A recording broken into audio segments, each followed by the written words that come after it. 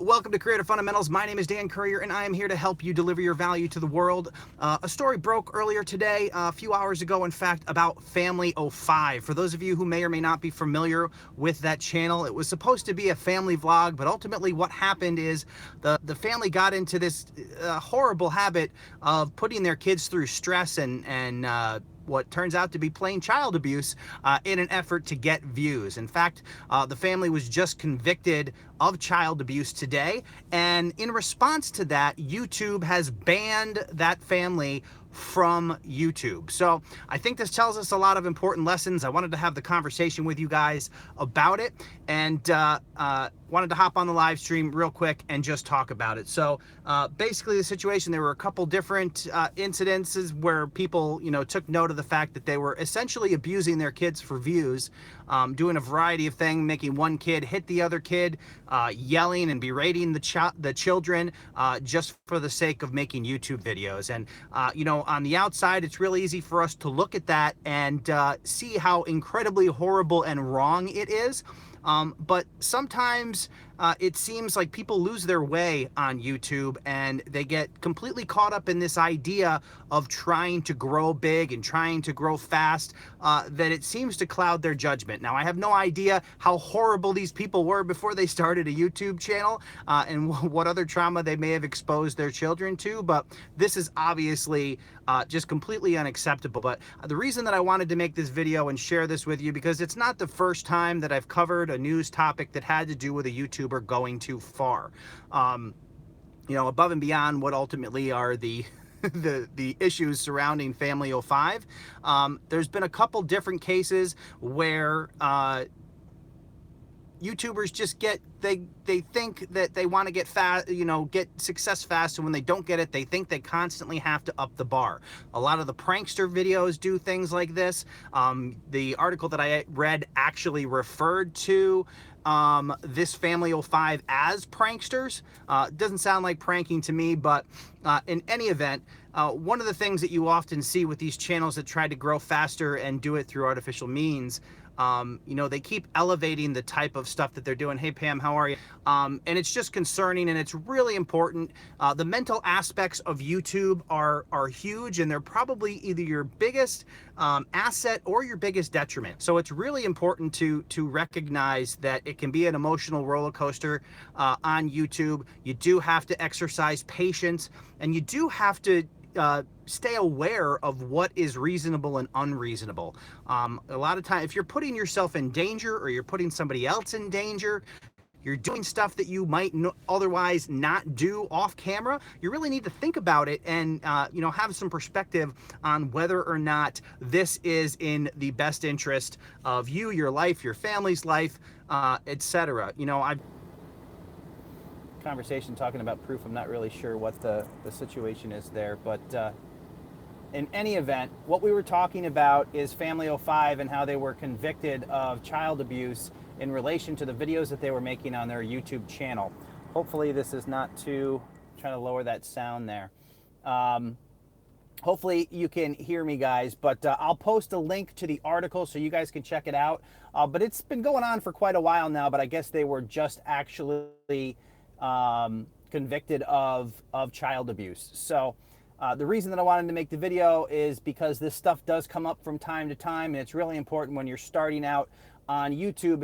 If you lack patience and you don't realize that it's a long haul, and you can make quality content without going too far, and unfortunately that's what a lot of people tend to do, especially these prank channels, or people who do these outrageous skits.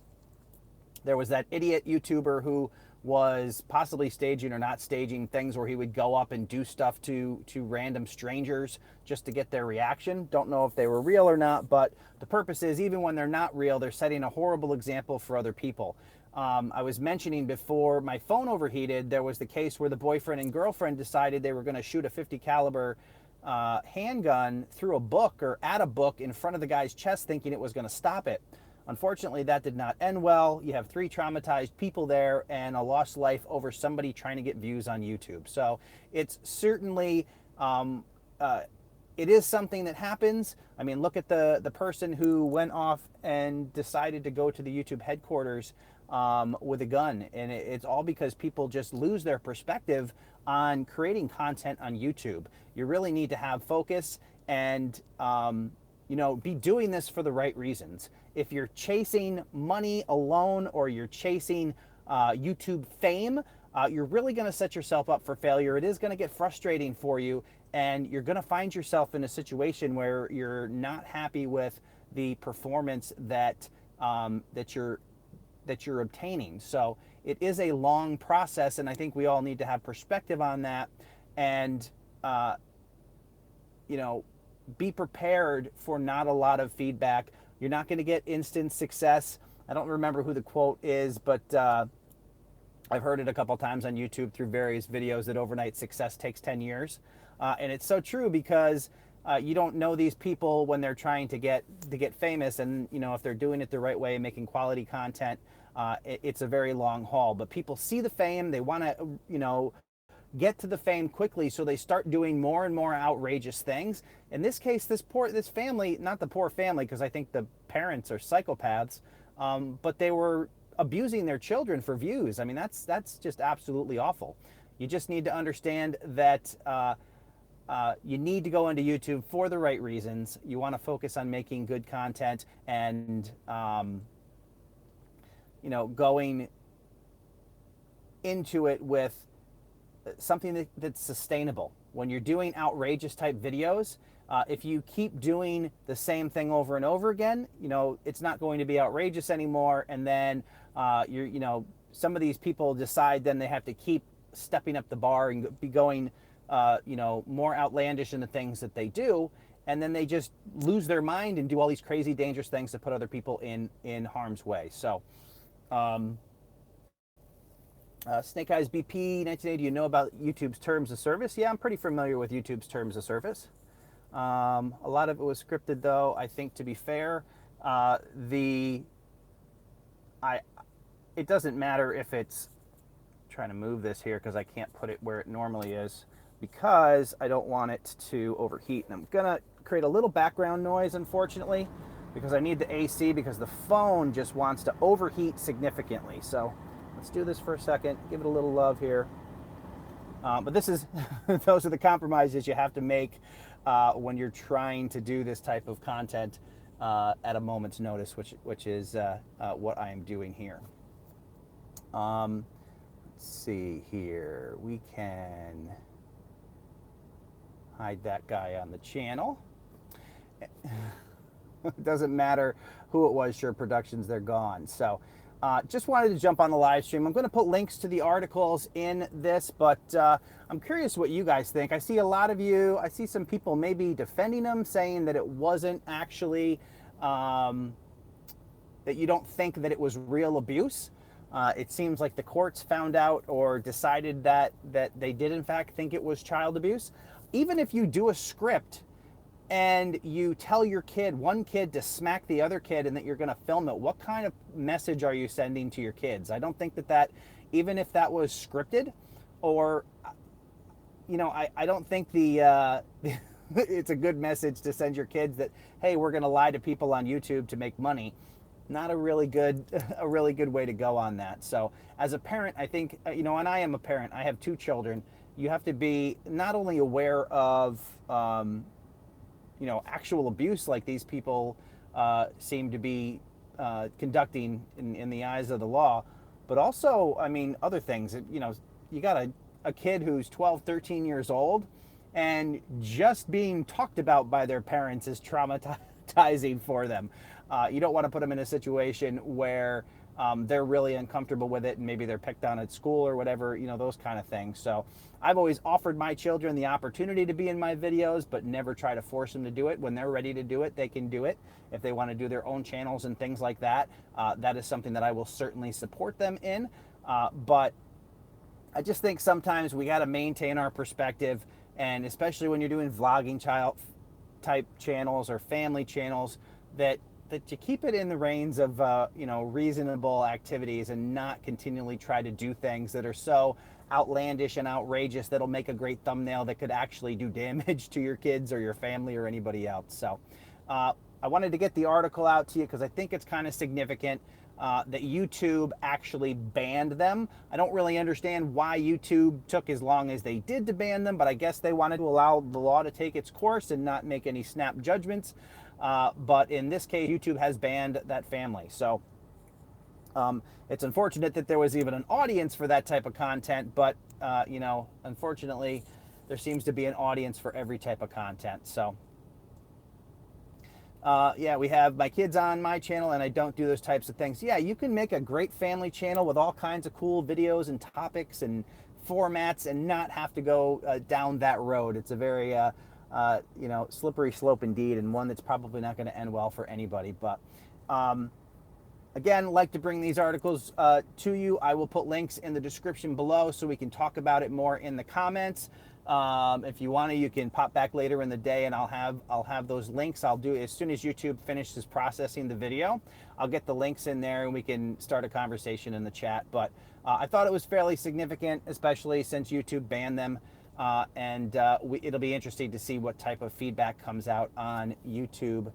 Today is my first time hearing about the YouTube channel. Yeah, it was, I feel like it seems like it was a couple of years ago now. I don't know how long the actual court case took, but FamilyOFive was kind of full of scandal, you know, for I want to say the last couple of years. I'll look that up as well and get those specifics as to when this all started and get that in the video afterwards. Let's see what we got here in the chat. Making money on your kids says it all. Yeah, ask Tiger Woods. Yeah, I mean, there's certainly you know, parents who have big ambitions for their children. And just gonna cool this down a little bit. Sorry if it's loud, but I guess I have my headphones on so the mic is away from it. But it's not even that hot today. It's like in the 80s. In any event, though, don't want to make this a super long video, but I did want to bring it to your attention. Just so you're aware of it.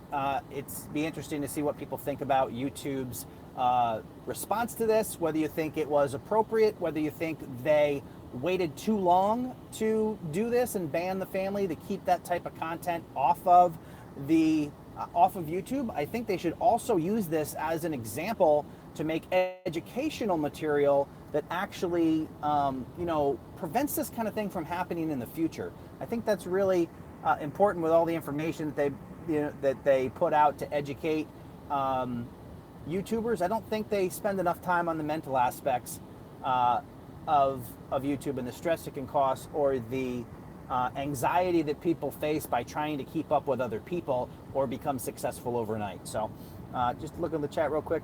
They should have totally banned them ages ago and not let them start up new channels, says Pam Duffy. Absolutely, I agree. Or at least that's certainly... Trent Troy says, I love FamilyOFive, bash me if you want. I guess that is one perspective. And I have a family channel and we work on videos as a team. Fantastic. See what else we had back here in the chat. Didn't want to miss anybody before we sign up. YouTube, don't police their website until it's too late. Yeah, they definitely, it seems like they do a lot of proactive stuff against channels that shouldn't be affected, but then they have things like this where they wait way too long to respond. So it will be interesting. It's also interesting that I see a lot of people that I'm familiar with on the live stream, and certainly some new people, and you don't have to worry about watching FamilyOFive anymore because they've been banned on the platform. But who is this? FamilyOFive was a family YouTube channel, I want to say a couple of years ago, but they were basically accused of child abuse because they were making videos where they would have like one of their kids slap their other kid and then they would film it, or they would, I think one in the article I read, there was an example of where they went in a room and poured disappearing ink all over the floor, and then they brought the kid in and accused the kid of it and yelled at the kid. So not sure why anybody finds that to be content worth watching, nor do I know why you would put your children through that for the sake of making YouTube videos. So as a parent, it's something that I could never even fathom doing. I'm not a big fan of pranks in general because pranks always have a way of escalating. People do more. If you ever, looked at some of the pranking channels that used to be really popular, they were doing things like putting, like vegetable oil on a tile floor and then watching people fall downstairs. And what world is that a harmless prank? I mean, they're inflicting bodily harm on each other for the point of making videos. And I think it's a little bit questionable in our society that people think that kind of stuff is funny. But nonetheless, I think YouTube has to be aware of that type of content and protect not only the people who feel the need to make that type of content, because as I mentioned earlier, sometimes that'll ultimately go too far, and we saw it with that boyfriend and girlfriend who ended up killing, or the girlfriend who killed the boyfriend with a gun, trying to make a YouTube video about shooting a book, thinking that the bullet wasn't going to go through it. So that's really it for now. I'll get all the links and everything into the video after the description so we can have this conversation continue, but wanted to bring it to you. I appreciate you guys stopping by the unannounced live stream. I'm positive this live stream is probably going to get demonetized based on the topics that we're talking about. I probably won't monetize it to begin with, but I think it's an important conversation that we have, and people need to keep some perspective and not be so consumed with being YouTube famous that they do really stupid things that can hurt themselves and others. So that's all for now, guys. Take care. If you want to see future videos that help deliver your value to the world, make sure you click the subscribe button and the bell notification icon so you don't miss a thing. Also, all of my videos are sponsored by TubeBuddy. If you're not doing the TubeBuddy plugin on your browser, I definitely recommend checking that out. TubeBuddy is the #1 browser plugin for managing and growing your YouTube channel. It's available to download for free, and you can find a link in the description below. Tray section of this video, I'll get all the links as I said, and I will talk to you guys real soon. Take care.